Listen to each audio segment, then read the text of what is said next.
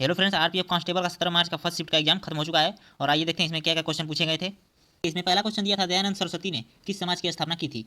तो दयानंद सरस्वती ने 10 अप्रैल 1875 को आर्य समाज की स्थापना की थी। और आर्य समाज का उद्देश्य वैदिक धर्म को शुद्ध रूप को पुनर्स्थापित करना और सामाजिक सुधार करना था। उन्होंने वेदों की ओर लौटों का नारा भी दिया था, तो इसे भी आप याद रखिएगा। अगला प्रश्न दिया था, प्रधानमंत्री ग्राम सड़क योजना कब आई थी। तो प्रधानमंत्री ग्राम सड़क योजना की शुरुआत 25 दिसंबर 2000 को हुई थी। इसका उद्देश्य असंबद्ध गांवों को सभी मौसमों में सड़कों से जोड़ना है। यह 100% केंद्र प्रायोजित योजना है।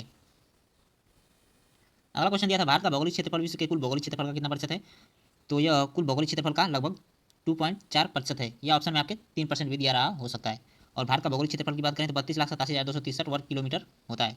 और भारत का क्षेत्रफल की दृष्टि से विश्व का 7वां सबसे बड़ा देश है, तो इसे आप ध्यान रखिएगा। एक प्रश्न आया था, किस संविधान संशोधन में 9वीं अनुसूची को जोड़ा गया था। तो 9वीं अनुसूची को प्रथम संविधान संशोधन अधिनियम 1951 के माध्यम से जोड़ा गया था। इसका उद्देश्य भूमि सुधार और जमींदारी उन्मूलन से संबंधित कानूनों को न्यायिक समीक्षा से बचाना था। सुप्रीम कोर्ट ने बाद में इसमें कुछ सीमाएं निर्धारित की हैं। अगला क्वेश्चन आया था, पूर्वी घाट के मैदान को क्या कहते हैं। तो पूर्वी घाट के मैदान को कोरोमंडल तट कहा जाता है। यह तमिलनाडु, आंध्र प्रदेश, उड़ीसा के कुछ हिस्सों में फैला हुआ है। यह बंगाल की खाड़ी में पश्चिम तट पर स्थित है।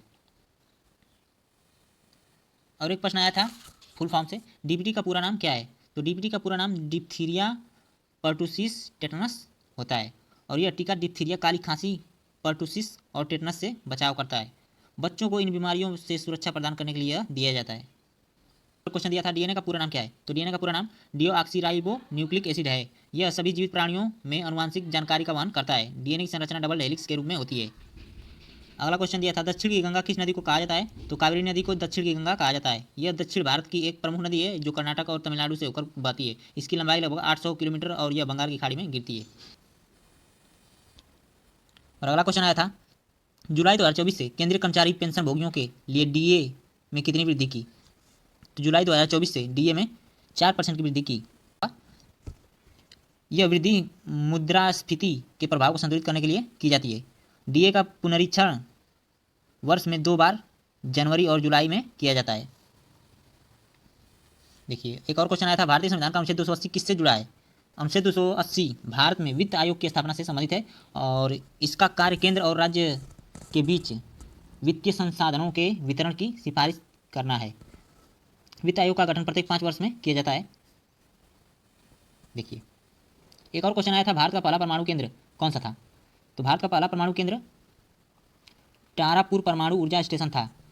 और यह महाराष्ट्र के तारापुर में स्थित है और 1969 में कार्यरत हुआ था।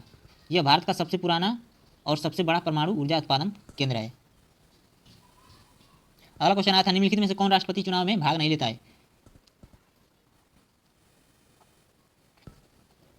तो राज्य विधान परिषद के सदस्य राष्ट्रपति चुनाव में भाग नहीं लेते हैं। राष्ट्रपति चुनाव में लोकसभा, राज्यसभा और राज्य विधानसभाओं के निर्वाचित सदस्य भाग लेते हैं। और राज्य विधान परिषदों के सदस्य राष्ट्रपति चुनाव में भाग नहीं लेते हैं। और मनोनीत सदस्य भी इस चुनाव में भाग नहीं लेते हैं। अगला क्वेश्चन आया था, 1857 के सैनिक विद्रोह का तत्कालिक कारण क्या था। तो इस विद्रोह का तत्कालिक कारण नई एनफील्ड राइफल में इस्तेमाल होने वाले कारतूस थे। और इन कारतूसों को मुंह से खोलना पड़ता था और कहा जाता था कि इनमें गाय और सूअर की चर्बी लगी होती थी। इससे हिंदू और मुस्लिम सैनिकों में असंतोष फैल गया, जिससे 1857 का विद्रोह भड़क उठा। अगला क्वेश्चन आया था, ईस्ट इंडिया कंपनी किस विद्रोह में समाप्त हुई। तो ईस्ट इंडिया कंपनी 1857 के विद्रोह के बाद ब्रिटिश सरकार ने 1858 में ईस्ट इंडिया कंपनी का शासन समाप्त कर दिया। इसके बाद भारत सीधे ब्रिटिश सरकार के अधीन आ गया। ब्रिटिश क्राउन ने गवर्नर जनरल का पद हटाकर वायसराय की नियुक्ति की। एक क्वेश्चन और आया था, वित्तीय वर्ष 2025 के लिए बजट में किस क्षेत्र में 1.48 लाख करोड़ का प्रावधान किया गया। तो देखिए, वित्त वर्ष 2025 के बजट में रेलवे के लिए 1.48 लाख करोड़ का प्रावधान किया गया था। और यह भारत के बुनियादी ढांचे को मजबूत करने की दिशा में एक बड़ा निवेश है। रेलवे के आधुनिकीकरण और विस्तार पर इस धनराशि का उपयोग किया जाएगा। अगला क्वेश्चन आया था, 1993 में संगीत के क्षेत्र में ग्रैमी पुरस्कार से किसे सम्मानित किया गया था। तो देखिए दोस्तों, पुरस्कार से भी प्रश्न पूछा गया था। 1993 में पंडित रविशंकर को ग्रैमी पुरस्कार से सम्मानित किया गया था। और उन्हें लाइफ टाइम अचीवमेंट अवार्ड्स भी दिया गया था।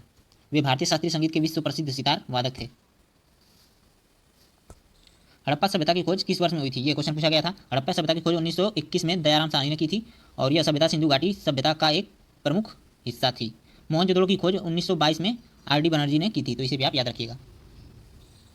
देखिए अगला क्वेश्चन आया था, भारत में वित्त आयोग की स्थापना संविधान के किस अनुच्छेद के तहत की जाती है? तो भारतीय संविधान के अनुच्छेद 280 वित्त आयोग की स्थापना की जाती है। वित्त आयोग केंद्र और राज्यों के बीच करों के बंटवारों की सिफारिश करता है। इसका गठन प्रत्येक 5 वर्ष में किया जाता है। देखिए अगला क्वेश्चन आया था, 2024 में एसबीआई का शुद्ध लाभ क्या था? तो 2024 में एसबीआई का शुद्ध लाभ 50,000 करोड़ रुपए से अधिक था। यह लाभ बैंक के क्रेडिट ग्रोथ और मजबूत प्रदर्शन के कारण होता है। एसबीआई भारत का सबसे बड़ा सार्वजनिक क्षेत्र का बैंक है। देखिए एक क्वेश्चन आया था, 14वीं हॉकी इंडिया जूनियर पुरुष राष्ट्रीय चैंपियनशिप 2024 का आयोजन कहाँ किया गया? तो इसका आयोजन ओडिशा में किया गया था और इस टूर्नामेंट में देश भर के कई राज्य स्तरीय टीमें भाग लेती हैं। यह जूनियर खिलाड़ियों को राष्ट्रीय स्तर पर प्रतिस्पर्धा का अवसर प्रदान करता है। नेक्स्ट क्वेश्चन आया था, भारत का प्रधानमंत्री केंद्र शासन का डैश प्रधान होता है, यानी कि क्या होता है? तो कार्यकारी प्रधान होता है या वास्तविक प्रधान भी दिया रहा होगा ऑप्शन में आपके। देख अभिधम में कुल कितने भाग होते हैं? तो अभिधम में कुल 7 भाग होते हैं। तो और अगले स्पीड में जिनका एग्जाम है वो कमेंट करके अवश्य बताएं और आप लोग का कितना क्वेश्चन अटेम्प्ट किए थे ये भी बताएं और चैनल पर नए तो चैनल को सब्सक्राइब करें और वीडियो को लाइक करें। चलिए मिलते हैं अगले स्पीड में अगले एनालिसिस के साथ, तब तक के लिए धन्यवाद।